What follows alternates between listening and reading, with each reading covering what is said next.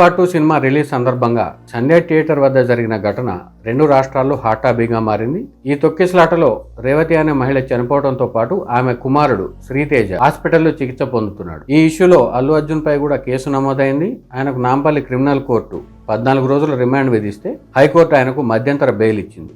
ఆ తర్వాత కూడా కొన్ని పరిణామాలు చోటు చేసుకున్నాయి. తెలంగాణ అసెంబ్లీలో సీఎం రేవంత్ రెడ్డి కొన్ని సంచలన వ్యాఖ్యలు చేశారు. అదే రోజు సాయంత్రం అల్లు అర్జున్ ప్రెస్ మీట్ లో కూడా కొన్ని వ్యాఖ్యలు చేశారు. ఆ తర్వాత పోలీసులు కూడా కొన్ని వీడియోలను బయటపెట్టారు. ప్రస్తుతం రెండు తెలుగు రాష్ట్రాల్లో ఇదే హాట్ టాపిక్ గా మారింది. అయితే ఈ ఇష్యూలో తప్పొప్పులు ఎవరివి అనే విషయం పక్కన పెడితే ఇలాంటి తొక్కిసలాట ఘటన పుష్ప 2 సినిమా సందర్భంగానే జరిగిందా అంటే గతంలో రకరకాల కార్యక్రమాల్లో ఇలాంటి తొక్కిసలాటలు జరిగాయి, కొన్ని ప్రమాదాలు చోటు చేసుకున్నాయి. అయితే అలాంటి ఇష్యూస్ జరిగినప్పుడు ఆ సదరు విఐపి ఎవరైతే ఉంటారో వాళ్ళు ఎలా బాధ్యతాయుతంగా వ్యవహరిస్తారు అనేది ముఖ్యమైన అంశంగా మారుతుంది కూడా. అలాంటి ఇష్యూనే చిరంజీవి గారి ప్రజారాజ్యం పార్టీ పెట్టిన టైంలో కూడా జరిగింది. ఇలాంటి ఇష్యూలు జరిగినప్పుడు అల్లు అర్జున్ మామ మెగాస్టార్ చిరంజీవి ఎలా స్పందించారు అనేది ఒకసారి ఒక ఉదాహరణతో మనం చూద్దాం. 2008 ఆగస్టులో చిరంజీవి ప్రజారాజ్యం పార్టీ పెట్టారు.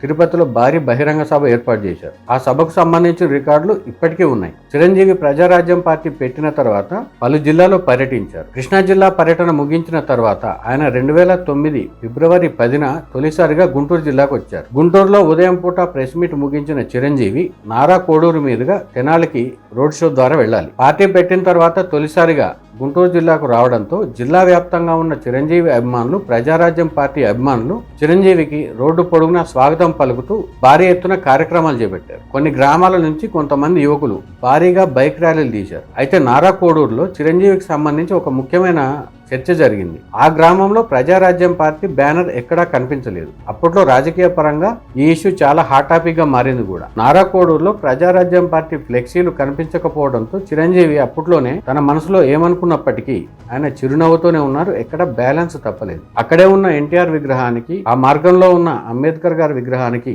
నివాళులు అర్పించి తెనాలికి బయలుదేరారు. అయితే నారా కోడూరు నుంచి తెనాలికి వెళ్లే క్రమంలో చక్రాయపాలెం అనే ఒక ఊరుంది. దిగ్గజ నటుడు సూపర్ స్టార్ కృష్ణ గారి సొంత ఊరు. అంటే బుర్రిపాలెం సమీపంలోని చక్రాయపాలెం అని ఉంటుంది. చక్రాయపాలెంకు సంబంధించిన ఇద్దరు యువకులు చిరంజీవికి స్వాగతం పలికేందుకు తమ బైక్ జెండాలు కట్టుకుని ఎదురెళ్తూ ఉన్నారు. వారి పేర్లు అడుసుమిల్లి పూర్ణచంద్రరావు, బ్రహ్మం. అయితే వీళ్ళిద్దరూ బాబామదులు అవుతారని కొంతమంది చెప్తుంటే అన్నదమ్ముల వరుస అవుతారని కొంతమంది చెప్పారు. వీరు తమ బైక్ కి జెండాలు కట్టుకుని తెనాలి వైపు వెళ్తుంటే ఆ జెండాలు కట్టుకున్న కర్ర వీల్స్ కి అడ్డం పడి రోడ్డు ప్రమాదం జరిగింది. ఆ రోడ్డు ప్రమాదంలో ఆ ఇద్దరు యువకులు అక్కడికక్కడే చనిపోయారు. ఈ రోడ్డు ప్రమాదం జరిగిన ఆ ప్రదేశానికి చిరంజీవి గారు ఎక్కడైతే చిరంజీవి గారు వస్తున్నారో అక్కడికి చాలా దూరం ఉంది కూడా. డైరెక్ట్ గా ఈ ఇష్యూకి చిరంజీవి గారికి ఎలాంటి సంబంధం లేదు. అయితే చనిపోయింది చిరంజీవి గారి వీరాభిమానులు. అంతకుముందు 10-15 రోజులుగా వీళ్ళు చిరంజీవి గారు వస్తున్నారని కొన్ని డబ్బులు పోగేసి స్వాగతం పలికేందుకు కూడా రకరకాల ఏర్పాట్లు చేశారు. అప్పట్లో చిరంజీవి గారి ఆ ర్యాలీకి ఉన్న జనాలను బట్టి చూస్తే ఆ ఏరియా ఉన్న ముఖ్యమైన లీడర్లు కూడా చిరంజీవి గారి వద్దకు వెళ్లేందుకు కూడా ఇబ్బంది పడాల్సిన పరిస్థితి ఉండేది. ఆ టైంలో పొన్నూరు ఇన్ఛార్జిగా ఉన్న తాళ్ల వెంకటేష్ యాదవ్ అనే లీడర్ ద్వారా చిరంజీవి గారికి ఈ విషయం తెలిసింది. ఎప్పుడైతే చిరంజీవి గారికి ఈ విషయం తెలిసిందో ఆయన రోడ్ షో అప్పటికప్పుడు ఆపేసి చక్రాయపాలెంకు వెళ్లారు. అక్కడికి వెళ్లిన తర్వాత చిరంజీవి గారితో ఆ మృతుల కుటుంబీకులు మాట్లాడుతూ చిరంజీవిని ఆ యువకులు ఎలా అభిమానించేవారో కూడా చెప్పారు.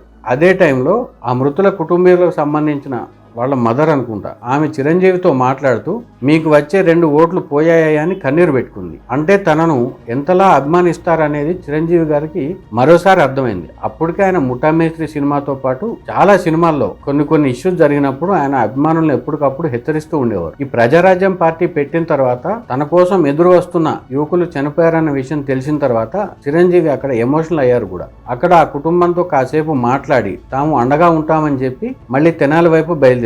వాస్తవానికి అక్కడ అండగా ఉంటామని మాత్రమే చెప్పారు. ఎలాంటి ఆర్థిక సహాయం కూడా ఆయన ప్రకటించలేదు. ఆ కుటుంబానికి ఏం చేస్తామనేది కూడా చిరంజీవి గారు అక్కడ చెప్పలేదు. అయితే మరుసటి రోజు అంటే చిరంజీవి గారు ఆ రోజు తెనాలి వచ్చేసిన తర్వాత ఆ మరుసటి రోజు నాగబాబు గారు ఎలాంటి హడావిడి లేకుండా బాధిత కుటుంబ సభ్యుల్ని కలిశారు. ఆ ఊరికి వెళ్లి ఆ బాధిత కుటుంబ సభ్యుల్ని కలిసి తాను చెప్పాల్సింది చెప్పారు. అయితే ఎంత ఆర్థిక సహాయం ప్రకటించారు, ఎంత ఇచ్చారు అనేది ఇటు చిరంజీవి గారు కానీ అటు ఆ బాధిత కుటుంబం గాని ఎవరికి చెప్పలేదు. ఇప్పటికీ ఎవరికి తెలియదు కూడా. చేతికొచ్చిన కొడుకును కోల్పోయిన ఆ కుటుంబం కోలుకోవటం అనేది చాలా కష్టం. చనిపోయిన వారిని తీసుకురాలేకపోవచ్చు కానీ ఆ కుటుంబానికి కొద్దో గొప్ప అండగా ఉండే ప్రయత్నం మాత్రం సర్వత్రా అభినందనీయమే. అలాంటి కార్యక్రమమే ఆ టైంలో చిరంజీవి గారు చేశారు. ఆ తర్వాత బాధిత కుటుంబం కొంత ఆర్థికంగా కోలుకుంది.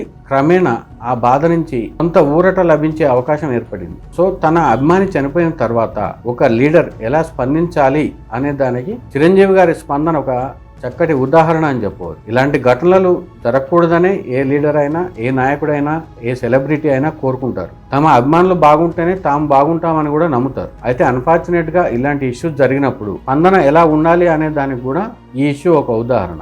అంతేకాదు, ఒకవేళ అభిమానులు గనక శృతి మించి ప్రవర్తిస్తే ఒక నాయకుడు ఎలా స్పందించాలో కూడా తర్వాతి కాలంలో, ఆ తర్వాత 6 నెలల కాలంలోనే చిరంజీవి గారు ఇదే తెనాలి ప్రాంతంలో చేసి చూపించారు. ఆ ఇష్యూ గురించి కూడా మనం ఇక్కడ ప్రస్తావించదు. 2009లో ఎలక్షన్స్ అయిపోయిన తర్వాత కొన్నాళ్లకు మళ్ళీ చిరంజీవి ఆ ఓటమి నుంచి తేరుకున్నారు. పోలవరం ప్రాజెక్టు సాధన కోసం ఆయన బస్సు యాత్ర చేపట్టారు. ఇది కూడా తెనాలి నుంచే ప్రారంభమైంది. కూడా తెనాలి నుంచి కృష్ణా జిల్లా మీదుగా వెస్ట్ గోదావరి జిల్లాలో ఆ యాత్ర ప్రవేశించాల్సి ఉంది. తెనాలి నుంచి ఈ యాత్ర ప్రారంభమైన నేపథ్యంలో ఆ మార్గంలో ప్రతి ఊళ్ళో ఆయన అభిమానులు భారీ ఎత్తున కార్యక్రమాలు చేపట్టారు. ఆయన రోడ్ షో ముందు కదలేని పరిస్థితి కూడా చాలా గ్రామాల్లో తలెత్తింది. ఈ యాత్ర కూడా బుర్రిపాలెం, చక్రాయపాలెం తర్వాత ముందుకు కదిలింది. ఈ గ్రామాల్లో యువకులు, అభిమానులు చిరంజీవి గారిపై పూల వర్షం కురిపించారు. అయితే అప్పటికే ఎన్నికల ప్రచారంలో చిరంజీవి గారికి కళ్ళకి ఇన్ఫెక్షన్ కూడా వచ్చింది. కొన్ని చోట్ల ఆయన కళ్ళకి గాగుల్స్ పెట్టుకుని కూడా ప్రచారం చేయాల్సి వచ్చింది. ఇలాంటి ర్యాలీలో ఎక్కువగా బంతిపూలు వినియోగిస్తారు కాబట్టి ఆ బంతిపూలు కళ్ళకు తగిలినప్పుడు ఇన్ఫెక్షన్లు వస్తాయి. 2009 ఎలక్షన్స్ ప్రచారంలో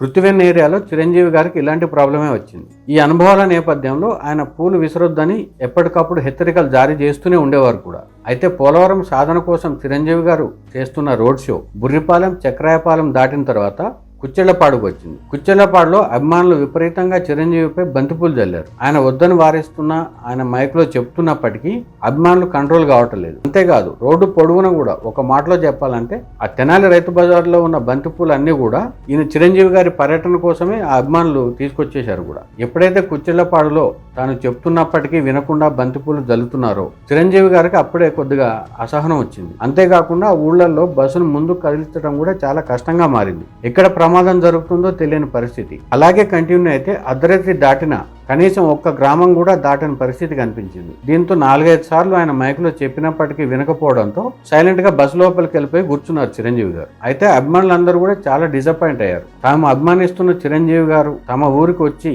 తమకు కనిపించకుండా వెళ్ళిపోవడం అనే చర్చ విపరీతంగా జరిగింది. అభిమానులు నినాదాలు చేస్తూ ఉన్నారు. చిరంజీవి గారు బయటకు రావాలని కోరుతూనే ఉన్నారు. బస్సును ముందుకు కదలనివ్వము అని చెప్తున్నారు. ఈలోగా పోలీసులు, అక్కడి నాయకులు వచ్చి ఆ బస్సును ముందుకు కదిలిచ్చారు. కుచ్చెళ్లపాడు నుంచి చిరంజీవి గారి బస్సు ముందుకు వచ్చేసింది. అయితే తాము ఇంత అభిమానించి ఇన్ని ఏర్పాట్లు చేస్తే చిరంజీవి మాకు కనిపించకుండా పోతాడా, బస్సు లోపల కూర్చుని వెళ్ళిపోతాడా అని అక్కడ యువకులు, ఆయన అభిమానులే ఆ గ్రామంలో ఏర్పాటు చేసిన ఫ్లెక్సీలను చింపేశారు, జెండాలను విసిరేశారు. చిరంజీవి గారి కాన్వాయ్లోని లాస్ట్ వెహికల్ ని వాళ్ళు అక్కడ ఆపేశారు. ఆ వెహికల్ ని ముందుకు కదిలించేది లేదని అక్కడ రోడ్డు పైన బైఠాయించారు కూడా. అప్పటికే చిరంజీవి గారి బస్సు ఆ ఊరు దాటి వచ్చేసింది, వరాహపురానికి చేరింది. చిరంజీవి గారు వరాహపురానికి వచ్చిన తర్వాత కుచ్చెళ్లపాడులో ఇట్లా యువకులు ఆందోళన చేస్తున్నారనే విషయం తెలిసింది.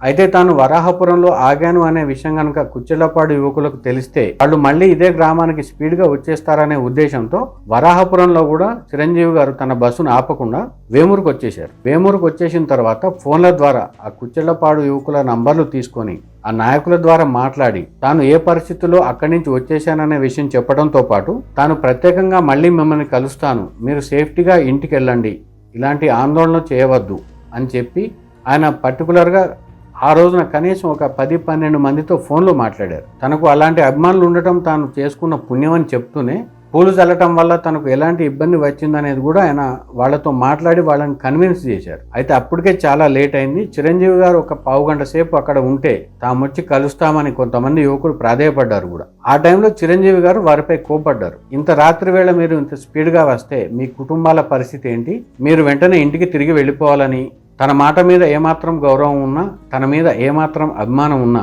ఇంటికి వెళ్ళిపోవాలని, రిస్కులు చేయవద్దని, తాను మరోసారి వచ్చినప్పుడు తప్పకుండా సమయం కేటాయిస్తానని చిరంజీవి గారు వాళ్ళని కన్విన్స్ చేసి అక్కడి నుంచి ముందుకు కదిలారు. అయితే అప్పటికే ఆలస్యమైన నేపథ్యంలో అభిమానులను కలవని చిరంజీవి అని బ్రేకింగ్ న్యూస్ వచ్చింది. కొన్ని పేపర్లలో కూడా ఇదే న్యూస్ వచ్చింది. అయితే అలాంటివేమీ పట్టించుకుని చిరంజీవి గారు తర్వాత రోజు కూడా ఆ ఏరియాలోని నాయకులతో మాట్లాడి అభిమానులను కన్విన్స్ చేసి ఆ తర్వాత గుంటూరు మీటింగ్లో ఆ యువకులతో ప్రత్యేకంగా 10 నిమిషాల సేపు మాట్లాడారు. సో మొత్తం మీద పరిస్థితులు అదుపు తప్పిన టైంలో కావచ్చు, లేదా నియంత్రణ లేని టైంలో కావచ్చు, అభిమానులు హర్ట్ అయినప్పటికీ అభిమానులు డిసప్పాయింట్ అయినప్పటికీ భద్రత అనేది ముఖ్యం కాబట్టి చిరంజీవి గారు ఆ రోజున అలాంటి నిర్ణయం తీసుకున్నారు.